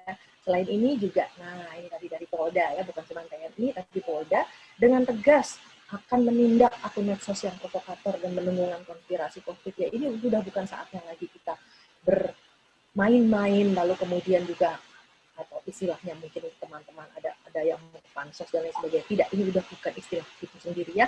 Jadi kita harus betul-betul kompak, benar-benar menjaga konsistensi dan ketegasan ya. Di sini juga dari Polda ada akan memaksa pegawai-pegawai dari kantor yang memaksa untuk tetap bekerja akan ditindak ya. Nah ini adalah bukti-bukti ketegasan yang harus kita jalani bersama. Nah, yang terakhir adalah bagaimana kita semua tetap menjaga kondisi psikologis, fisik, sosial ya kita, supaya kita tetap sehat, supaya imunitas kita tinggi ya. Ada beberapa 8 spanduk lucu yang kita lihat ya. Ada nggak mau maskeran, nggak percaya corona, tapi tetap kalau ada bantuan langsung antre paling depan katanya gitu ya. Ini ada banyak nih, ada 3M atau 3W nih ya, ada tulisan 3M tapi tulisannya WWW, wajib memakai masker, wajib mencuci tangan, wajib menjaga jarak ya. Atau ada juga yang lucu-lucu ya, tidak menerima oleh-oleh COVID dari kota lain, atau misalnya selamat datang, tunggu di rumah saja ya sayang gitu ya. Ini bentuk-bentuk komunikasi positif yang bisa kita tiru, bisa kita lakukan. Ada lagi yang seru nih ya. Jadi PPKM itu adalah saatnya untuk perbanyak pahala dan kurangi mudarat atau maksiat gitu ya. Ini kan bagus nih yang model seperti ini. Atau ada lagi yang ini. Nah, di rumah silahkan nontonnya. PPKM adalah pedangdut pria keren maksimal. Nah, ada lagi ini. Nah, untuk kesempatan untuk sekalian jualan ya, promo puas kantong aman gitu ya. Lalu ada lagi juga ini PPKM darurat apa aja yang bisa dipelajari, bahasa asing, ikut webinar. Kayak hari ini kita ikut webinar ya, mencoba keahlian baru, siapa tahu langsung bisa jadi jago masak, jago kungfu, jago musik dan lain sebagainya. Ini kesempatan kita menggali bakat-bakat kita, tapi kita juga sambil menjaga kesehatan dan kondisi psikologis kita.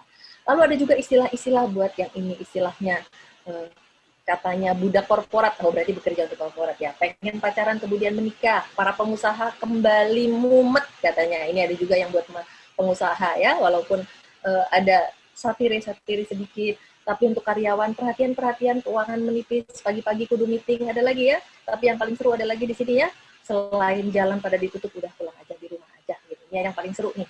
Ini kebetulan adalah industri untuk perawatan skincare ya. Jadi ternyata PPKM itu artinya perawatan, pasti kulit akan mulus. Jadi kesempatan untuk tidak ketemu sinar ketemu debu ya. Kalau ketemu sinar matahari harus, tapi kalau ketemu debu kan akan mempengaruhi kulit gitu. Nah, ini juga ada starter pack nih, apa aja yang kita butuhkan untuk kita PPKM. Nah, ini kita penting nih untuk menjaga humor, menjaga kondisi psikologis ya, alat olahraga, makanan, ada video-video yang mau kita tonton, handphone dan lain sebagainya. Ada, jangan lupa ada kampanye untuk membantu sesama ya, terutama juga kita menjelang Idul Adha ya, tentu saja berharap untuk jangan lupa tetap berkorban, tetapi tetap menjaga kesehatan dan menjaga kondisi psikologis kita. Baik, saya kira itu dari saya kembalikan lagi kepada Ibu MC. Monggo. Baik, terima kasih Ibu Cassandra atas pemaparannya. Selanjutnya 4 narasumber tadi sudah memaparkan masing-masing mengenai tema fokus grup discussion kita hari ini yang berjudul PPKM Darurat Indonesia Selamat. Intinya adalah bagaimana masyarakat ini menjadi garda terdepan adanya PPKM Darurat. Karena kembali lagi ke bagaimana masyarakat bisa menerapkan protokol kesehatan dan tidak melanggar aturan-aturan PPKM Darurat. Selanjutnya kami akan langsung bacakan Q&A yang sudah masuk ke Q&A box kami dari teman-teman peserta dari PT IKA, Universitas Nasional, dan Universitas Budi Luhur. Sudah ada pertanyaan yang masuk ke Q&A kami, mungkin boleh ditampilkan untuk langsung saya bacakan dan ditanyakan kepada narasumber. Baik, apa sudah ada pertanyaannya?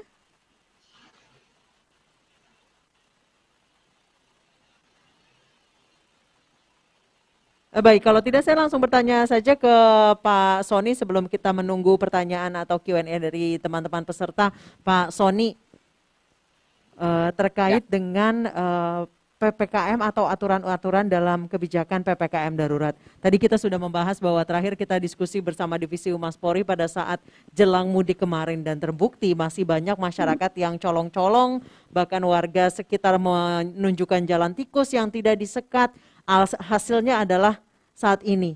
Kemarin bisa dibilang pada saat angka melandai setelah bulan Maret itu masyarakat banyak yang lengah, banyak yang euforia ke tempat wisata, kemudian saling silaturahmi tanpa adanya protokol kesehatan dan hasilnya adalah sekarang. Pak Sony, apa PR ke depannya setelah mungkin insya Allah angka atau gelombang kedua ini bisa melandai, apa yang perlu dijaga? Merefer pada pelajaran di awal tahun ini, Pak. Baik, Mbak Anissa, yang pertama gotong royong ya, karena kita tahu dari seluruh penduduk kita itu sebetulnya mayoritas sudah patuh, sudah baik, tetapi kan masih ada sebagian yang ternyata belum patuh ya, belum melaksanakan protokol kesehatan, bahkan sebagian juga masih ada yang tidak percaya COVID-19. Nah, kalau seperti itu, misalkan kami sudah menyampaikan dalam buku pedoman perubahan perilaku, katakan ada 10 orang, lalu kemudian di antara 10 orang itu 9 pakai masker, 1 orang tidak pakai masker. Dan kebetulan 1 orang yang tidak pakai masker tadi, kebetulan sebetulnya dia menderita COVID-19 tetapi orang tanpa gejala. Maka 1 orang tadi bisa menularkan 9 orang yang patuh. Sehingga gotong royong, disiplin kolektif itu menjadi sangat penting. Kepedulian kita terhadap sesama itu sangat penting di sana, ya. Makanya kami selalu bilang jangan egois, masing-masing harus berpikir bagaimana bahwa tindakannya itu bisa berdampak terhadap orang lain sehingga harus saling melindungi. Yang kedua adalah konsisten, ya, karena memang panjang waktu yang kita lewati. Jangan berhenti ketika kita lelah. Ya, ini seperti maraton, berlari. Kita baru boleh berhenti ketika kita sudah finish, sudah selesai. Jadi ya, Mbak Anissa, finishnya ya, belum kelihatan ya sampai sekarang ya. Insya Allah sih sebetulnya kalau menurut kami sudah mulai kelihatan ya. Jadi lihat beberapa negara di dunia kan sudah mencapai herd immunity, Mbak. Ya. Iya. Kalau nanti banyak negara yang sudah mencapai herd immunity, lalu tinggal di beberapa negara saja masih terjadi kasus, itu berarti dunia bisa turun levelnya dari pandemi menjadi epidemi, ya. Nah, kalau ternyata semua negara di dunia sudah bisa menurunkan level penularannya, positivity rate-nya bahkan di bawah 1%, kita bisa menurunkan statusnya menjadi endemi. Endemi itu kayak demam berdarah, munculnya kadang-kadang, ya kan, hanya di wilayah tertentu. Malaria, masih ada nggak malaria? Masih ada, ya, munculnya kadang-kadang hanya di daerah tertentu dan seterusnya. Jadi kalau kita punya fighting spirit, berlari ya sampai finish dan seluruh dunia juga melakukan hal yang sama, mendukung program vaksinasi, tetap patuh protokol kesehatan, melaksanakan 3T sebaik-baiknya. Ya 3T kan kalau dia dites positif, ya dia harus memberitahu pada orang-orang yang pernah kontak erat supaya tidak terjadi penyebaran secara masif. Seperti itu. Jadi ada tanggung jawab moral sebagai bagian dari masyarakat. Nah, kalau itu bisa kita lakukan ya, disiplin kolektif dan konsistensi untuk mendukung kepatuhan protokol kesehatan 3M, 3T dan vaksinasi, insya Allah Mbak Anissa kita akan lebih baik ke depan. Baik. Terima kasih Pak Sony. Selanjutnya apakah sudah siap pertanyaan dari teman-teman? Q&A, boleh tolong dimunculkan? Baik, boleh tolong dimunculkan? Oke. Ini teman peserta dari mana mungkin boleh disebutkan nama, kemudian asal universitas, pertanyaannya untuk siapa dan pertanyaannya. Silakan.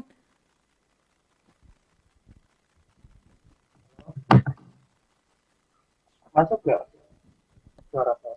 Sudah masuk. Mungkin bisa diperjelas lagi, mic-nya bisa didekatkan ke arah mulut. Silakan. Baik, sebelumnya Assalamualaikum warahmatullahi wabarakatuh. Perkenalkan nama saya Java Motraja dari Universitas Budi Luhur. Sebelumnya mohon maaf, saya tidak bisa untuk aktifkan virtual background saya karena device saya nggak mendukung. It's okay, nggak apa-apa. Berdasarkan aturan PPKM darurat yang sudah dipaparkan oleh keempat narasumber sebelumnya, saya melihat masih ada celah di mana kemungkinan hasilnya akan sama seperti PSBB atau karantina wilayah yang sudah diterapkan sebelumnya. Di mana celah tersebut ialah SPBU yang masih beroperasi secara normal. Pernyataan tersebut pun sudah diperkuat oleh pernyataan Bapak Tirto Ginting selaku bagian dari PT Pertamina itu sendiri pada 6 Juli 2021 melalui website kiridota.com. Dan kita ketahui juga bersama ya Pak dan Ibu, SPBU pun juga ada pelayanan self-service, di mana pelayanan tersebut itu alat pengisian bensinnya itu dilakukan oleh customer itu sendiri yang otomatis saling bergantian. Ya, kita tidak menutup kemungkinan adanya virus COVID-19 ini di alat pengisian tersebut, yang artinya tidak menutup kemungkinan hasil dari PPKM darurat ini hanya untuk mengurangi angka penyebaran, bukan men-stop angka penyebaran. Dan saya pun juga sempat melakukan perbincangan dengan warga sekitar rumah saya, bahwasanya warga tersebut mengatakan bahwa orang Indonesia akan tetap bandel dalam penerapan maupun karantina karena pom bensin masih beroperasi normal dan berarti mereka masih dapat melakukan aktivitas di luar rumah menggunakan transportasi utamanya seperti itu. Pertanyaan saya adalah untuk tempat pembicara, bagaimana tanggapan Bapak atau Ibu terkait masalah tersebut, dan adakah alasan pemerintah kenapa SPBU tetap buka atau beroperasi normal, dan mungkin adakah kemungkinan akan ada PSBB atau PPKM selanjutnya di kemudian hari? Terima kasih.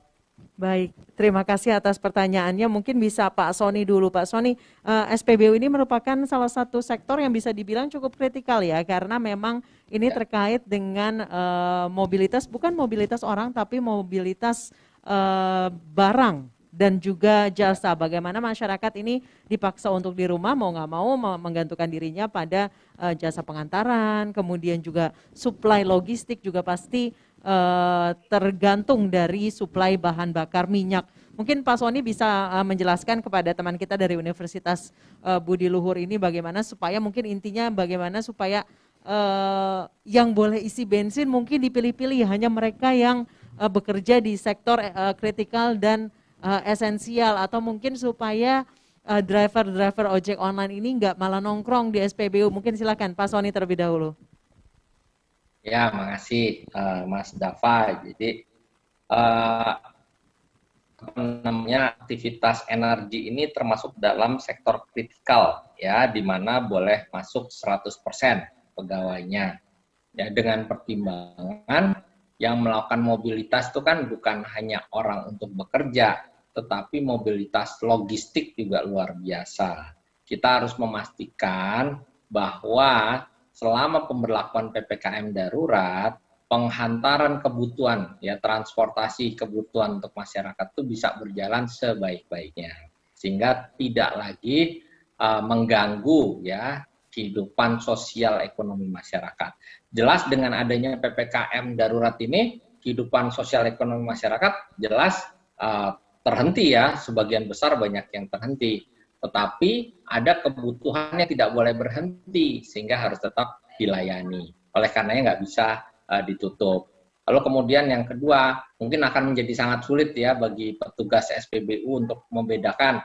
Karena kalau misalkan yang bersangkutan ternyata butuh mengantarkan keluarga ke rumah sakit, misalkan ya, atau kemudian berobat, itu kan masih sangat dimungkinkan dan diperbolehkan. Sehingga kalau nanti SPBU minta bukti kerja di sektor kritikal atau esensial, itu juga menjadi sulit ya bagi mereka yang punya kebutuhan di luar bekerja.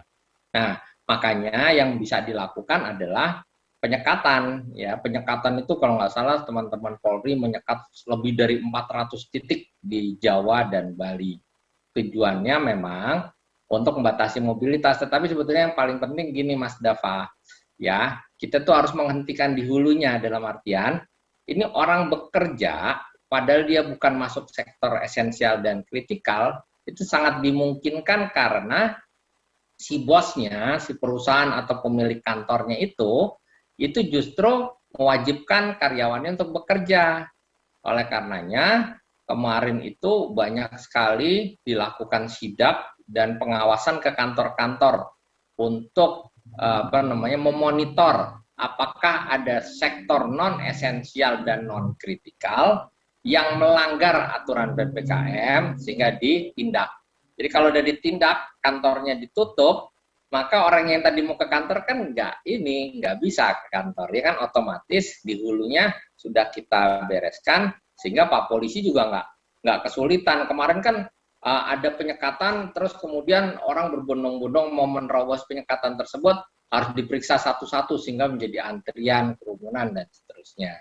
Ya kan? Nah, sekarang kita strateginya di hulunya, jadi mereka yang memang harusnya nggak boleh itu dilakukan pengawasan secara ketat, sehingga akhirnya sekarang tadi seperti katanya Pak Rudi Antariksa tadi, apa yang terjadi? Turun mobilitasnya secara drastis, karena hulunya yang dipegang tuh, gitu kira-kira Mbak Anissa. Terima kasih Pak Soni. Selanjutnya Ibu Arzeti mungkin bisa menjawab pertanyaan rekan Dava dari Universitas Budi Luhur. Bagaimana nih kalau misalnya ya sudah dihentikan saja seluruh mobilitas masyarakat, yaitu SPBU-nya tutup aja gitu, supaya orang ya benar-benar di rumah, nggak punya pilihan lain. Silakan Ibu Arzeti. Ibu mohon izin masih di mute, Ibu bisa di unmute. Baik, Mbak Nisa. Sebetulnya kan ini harapan kita semua ya, agar semua keinginan kita untuk pandemi ini segera berakhir dan masyarakat cepat semua mendapatkan vaksinasi. Tetapi memang ada beberapa kendala yang memang kita sendiri pun harus bisa memaklumi. Artinya pada saat harapan semua masyarakat untuk mendapatkan vaksin, ternyata banyak permasalahan-permasalahan yang masyarakat tidak bisa dapat serentak untuk divaksinasikan. Sama juga dengan kebutuhan untuk mobilitas, di mana tentunya ada kegiatan di luar rumah yang harus kita jalankan. Tentunya masyarakat kegiatan di luar tentunya membutuhkan kendaraan transportasi, di mana tentunya membutuhkan yang namanya bahan bakar. Mau tidak mau, ini menjadi bagian dalam kebutuhan tersebut. Jadi memang saya sangat mengapresiasi dengan adanya PPKM darurat ini, di mana ada keterbatasan-keterbatasan yang memang betul-betul urgent untuk melakukan kegiatan di luar, silakan. Tetapi tentunya kesadaran bagi masyarakat untuk bisa menjadi bagian dalam pemutus mata rantai, sehingga kemudian kita bisa bersama-sama senang, bahagia, dan bisa hidup bersama-sama dengan pandemi atau COVID ini. Karena kalau kita bicara mengenai hidup seperti belumnya ada pandemi ini, tentunya tidak bisa, karena pandemi ini sudah ada dan menjadi bagian dalam hidupnya kita. Tetapi bagaimana cara kita bisa berdampingan, tentunya ini yang harus ada kecerdasan dari masyarakat. Saya rasa kalau kita bicara mengenai SPBU ditutup, gitu ya, masyarakat semakin sulit untuk mereka melakukan aktivitas, karena tentunya ada transportasi umum, gitu ya, yang memang harus dipersiapkan, sehingga kemudian social distancing-nya tidak bisa berjalan dengan baik. Jadi memang diharapkan untuk masyarakat juga melakukan kegiatan menggunakan transportasi yang memang tidak banyaknya orang-orang di dalam kendaraan tersebut, gitu ya. Jadi ada kebijakan-kebijakan khusus juga yang memang kita juga harus bersama-sama memaklumi dengan keputusan-keputusan itu. Mungkin itu yang bisa disampaikan.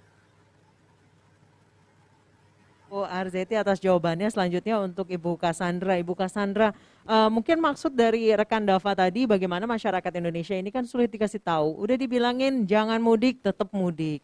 Udah bilangin jangan berkumpul, tetap berkumpul. Sudah dibilangin jangan rame-rame bikin pesta-pesta dengan tamu yang banyak, tetap aja melanggar aturan. Ya sudah, dicabut aja dari ujungnya, yaitu dengan menutup SPBU supaya ya masyarakat tidak bisa beraktivitas gitu. Lebih sulit untuk beraktivitas. Silakan Bu Cassandra.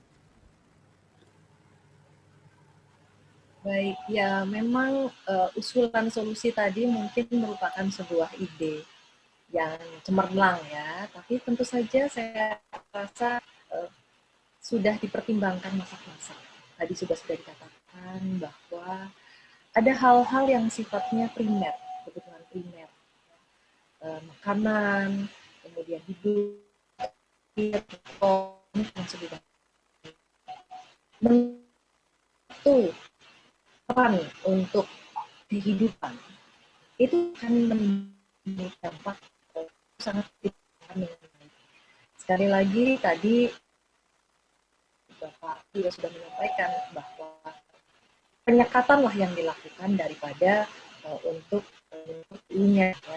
Walaupun demikian, sekali lagi di semua lini pasti akan ada orang yang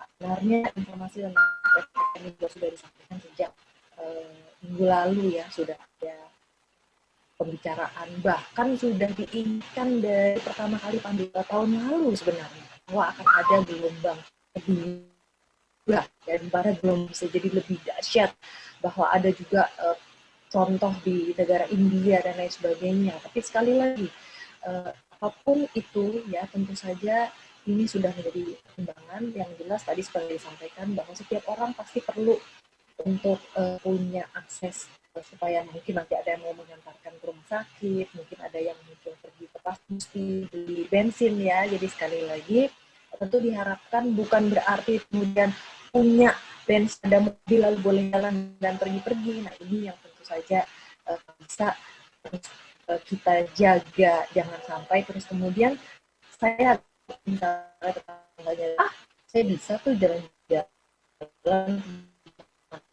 terus kemudian dia pasang gramnya bahwa dia bisa jalan. Nah ini yang tentu harus kita hindarkan saat ini terutama ya. Jadi sekali lagi secara psikologis yang jelas pasti sudah ada dampaknya ya. Berharap usulan aku pasti didengarkan oleh masyarakat Indonesia.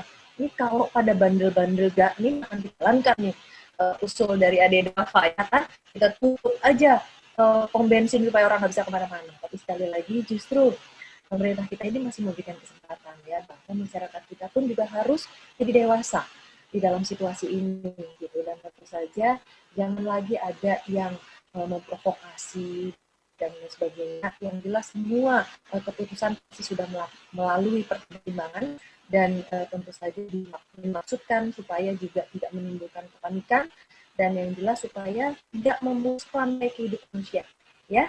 Dava ya, supaya tidak memutus rantai kehidupan manusia, inilah yang paling penting. Nah, sekali lagi tentu kita harus masing-masing menjalankan peran kita.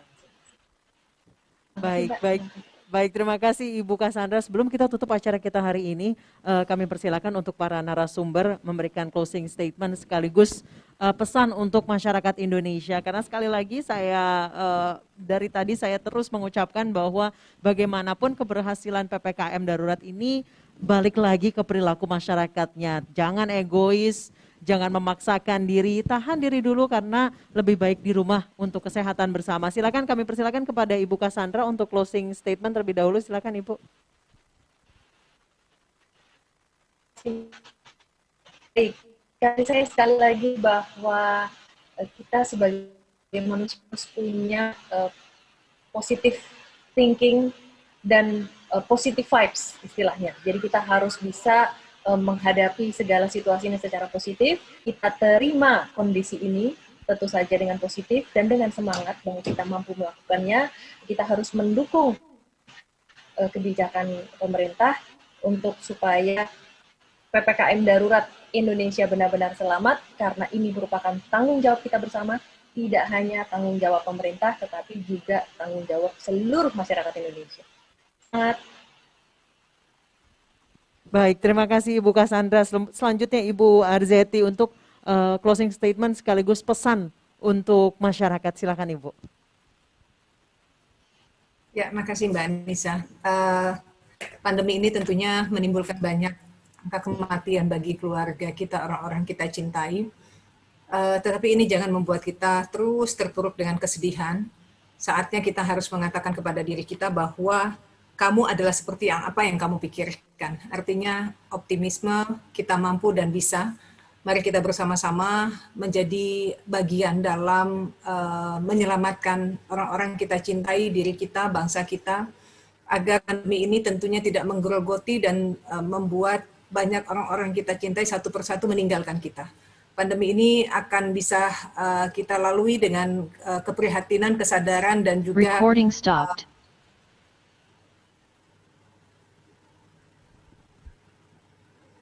Baik. Mari kita bersama-sama menjalani protap kesehatan agar kita semua terhindar dari yang namanya pandemi ini, dan semoga saja pandemi ini bisa cepat berlalu dari bangsa dan negara yang kita cintai ini. Semangat sehat, pandemi akan berakhir jika kita bersama-sama. Baik, insya Allah. Terima kasih Ibu Arzeti. Selanjutnya untuk closing statement, Pak Sony sekaligus juga pesan untuk masyarakat Indonesia, terutama dalam masa PPKM darurat ini 3-20 Juli 2021. Silakan Pak. Ya, terima kasih. Jadi terima kasih Bu Arzeti, terima kasih Bu Cassandra atas ungkapan-ungkapan yang menguatkannya. Kami juga di Satgas akan terus berjuang bersama dengan seluruh lapisan masyarakat. Salah satu yang selalu kami sampaikan kan tagline yang kami gunakan adalah ingat pesan Ibu. Kenapa? Karena Ibu adalah orang yang sangat kita hormati. Tidak ada satupun bangsa di dunia yang tidak mendengarkan kata ibunya. Oleh karenanya, kalau kami buat tagline kan, ingat pesan Ibu, patuhi selalu protokol kesehatan 3M, pakai masker, jaga jarak, jangan berkerumun, serta mencuci tangan. Maka partisipasi tiap orang itu akan menjadi sebuah orkestrasi yang luar biasa mengakhiri pandemi ini. Setiap orang punya peran begitu dan layak kita untuk mengakhiri pandemi COVID-19. Tapi terus protokol kesehatan, tetaplah di rumah dan jaga keluarga kita. Terima kasih. Baik, terima kasih Pak Sony. Terima kasih juga untuk para narasumber yang telah bergabung bersama kami, Kombes Pol Dr. Rudi Antariksawan, Ibu Dr. Nanda Cassandra Putranto, Ibu Arzeti Bilbina SEMAP, dan Dr. Sony Hari B. Harmadi telah bergabung dan berbincang di Fokus Group Discussion hari ini PPKM Darurat Indonesia Selamat yang diselenggarakan oleh Divisi Humas Polri. Semoga acara ini bisa menjadi bekal untuk masyarakat karena bagaimanapun pandemi COVID-19 ini adalah ujian bagi kemanusiaan, bagaimana manusia belajar untuk menahan diri, tidak egois dan juga memikirkan sesamanya. Terima kasih, akhir kata saya Anissa Dasuki mewakili teman-teman yang bertugas pada hari ini mengucapkan terima kasih atas kebersamaan Anda. Selamat sore, sampai jumpa, salam sehat selalu dan tetap semangat.